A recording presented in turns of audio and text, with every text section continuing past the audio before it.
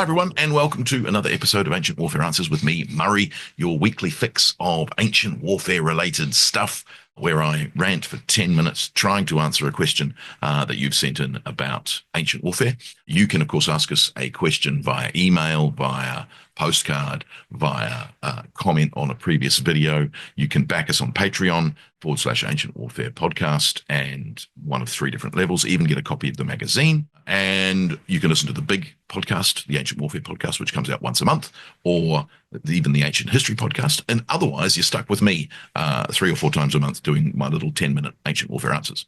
So you ask a question about ancient warfare, I attempt to answer it. So this one comes from someone called History of War, which is a very appropriate person to be asking a question.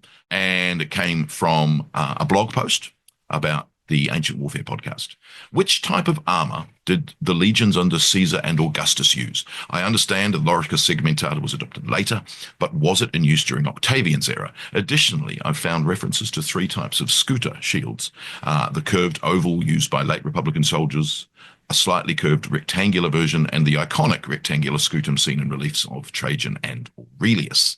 Could you clarify which types of shield were used during Augustus's later reign, as well as the periods of Germanicus and Vespasian? Ooh, all right. So there's a really interesting thing that happens with Roman armor and shields and terminology around them. So, for instance, lorica segmentata is not a traditional Latin term. It's a modern one. And Romans would just use lorica, and they might use hamata mail, which for a long time was called chainmail, but is no longer called chainmail. So lorica hamata we use for mail armor in the Roman legions. That by and far is the most common form of armor that Roman legionaries wear for a vast period of time. Various different ways, like doubling of the shoulders to make it stronger, various different ways of connecting and hooks and fastenings. And that's probably the most common. For a long time, it was considered that lorica segmentata comes in the middle of the 1st century AD, and which is the invasion of Britain in 43, then Vespasian and Domitian's wars, and of course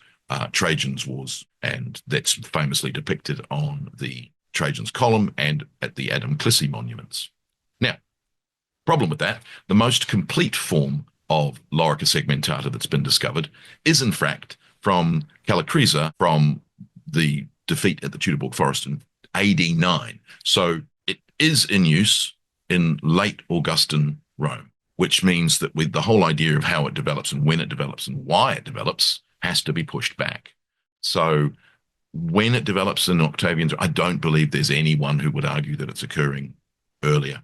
There are several things that happen in Augustus's reorganization of the legions, down to 28 to 30 legions, which would mean that would be the perfect time for a development in armor to happen, but we don't have any evidence for it other than this find at Caesar.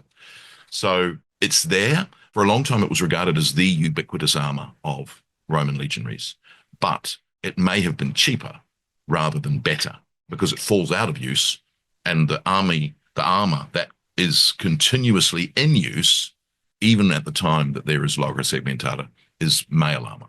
And so when you look at Marcus Aurelius's column and then the Septimius Severus arch from later in the 2nd century AD, mail armors come back.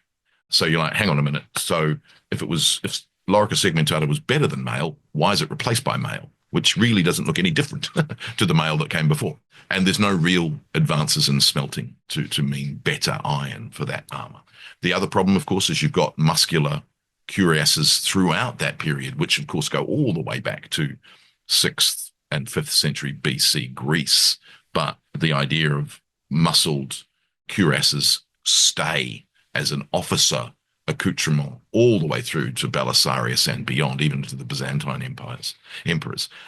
Some people would say, oh, that's just an anachronizing image, like the Corinthian helmet on tombstones, which lasts a lot longer than we think the Corinthian helmet's in use. I would say, well, actually, I think armor's armor, helmets are helmets. They probably last a lot longer than we think they do. And therefore, especially in terms of status, they continue to be used. So does that answer? I hope that answers part of that. Now, shield types. Oh, my gosh. So the problem you've got with shields is, to a Roman, a scuta is a shield. And the problem we have is that we like to say that a scutum is a specific kind of oblong shield.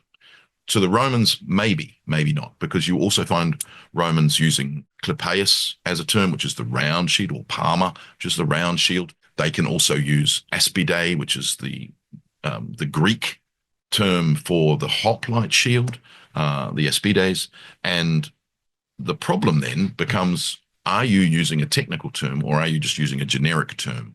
Similar things happen with ensis and gladius. When we see the word gladius, we think gladius, but gladius just means sword eventually. And, you know, the many of the weapon types just have a generic name rather than a specific name, even though they once had specific names. And so a later author can be using either. We don't know. So what you find with these shield types is they're called the same thing, even though we would argue that they're a different shield.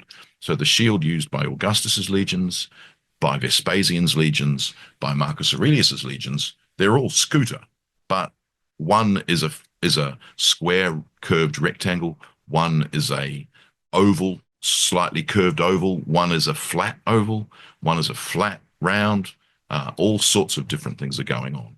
Now, there's various different types of shield that we see. We have the curved oblong scutum in the late Republican period. There then seems to be a sort of a curved oval, but with the top and the bottom squared off. So it's not a rectangle, but it's not an oval either. That seems to be what's happening in Augustus's reign. You then have the issue that centurions and standard bearers seem to keep using the circular palmar shield or clipeus shield. We've got famous depictions of Praetorian guardsmen using an oval shield. Some of them look slightly curved. Some of them look quite flat. We've got auxiliary cavalry tombstones that seem to have a flat, round, or oval shield. So there's all sorts of actual different shields, but they're all scuta, annoyingly. So they're all shields. And it's one of those tricky things. Is it us that's given the specificity, nice word, Murray, to these words? Or did they have that specificity that simply drops out of usage? And I think the problem is, if they did originally have a specific meaning, very often it drops out and that word becomes the word for all of them. You know, we do the same thing with programs. So some computer programs have a name, which isn't the name of the computer program you happen to use. But it becomes a generic term, you know. It used to be things like Skyping someone. You could Skype someone on Zoom, but you weren't Skyping them, were you? You were making a call on Zoom. Now we Zoom someone, even if you use Skype. Oh my gosh, so confusing. And I think that what's going on with shield, armor, and weapon terminology in the ancient world is very similar. That we want to see specificity when actually it's generic that's being used, and that's a problem. So hopefully you've got a development of shield. Now, again, just as happened with armor, shields wax and wane in fashion. So when you look at the shields in Trajan's column versus the Adam Clissi monument, for instance, the height of the shield is not the right height. It's too small, but it could be an artistic choice, as could the depiction of every Roman legionary in lorica segmentata be, as opposed to the Roman auxiliaries who are in mail armor. When you look at the Adam Clissi monuments, the rectangular curved shields on those monuments are taller and offer more protection. When you look at Marcus Aurelius's column, for instance, so Trajan's column is in the first decade of the first century AD, around, let's say, between 106 and 110, versus Marcus Aurelius's column between 160 and 180. You've had a change that there are less rectangular shields being used. Of course, the only surviving rectangular shield is from Dura Europus in 256 AD. So hang on a minute. By then, virtually no one's using them, because by the period of Septimius Severus, they've gone back to oval shields. And again, on Marcus Aurelius' column, a lot of oval shields being shown. Is that therefore just the Praetorian Guard who used oval shields? We don't know. So what you have is this oval shield in late Caesarian Republic. The squared off oval shield seems to come in under Augustus. Then you start to get the rectangular shield. But at all times, the other shields are being used, especially the oval shields for the Praetorian Guard and the round shields for the centurions and standard bearers. And then they wax and wane in different ways. And then by the late Roman period, you're getting round and curved round shields again. So it's a bit of a mess.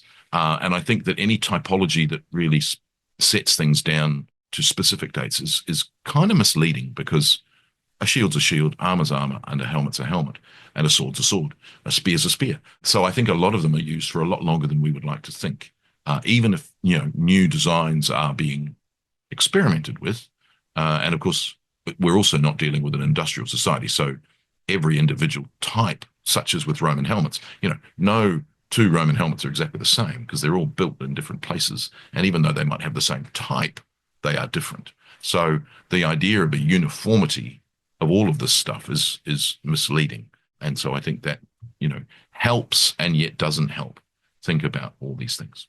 So I hope that has answered, well, at least given you some food to thought, history of war. And we will see you again for another episode of Ancient Warfare Answers. Thanks.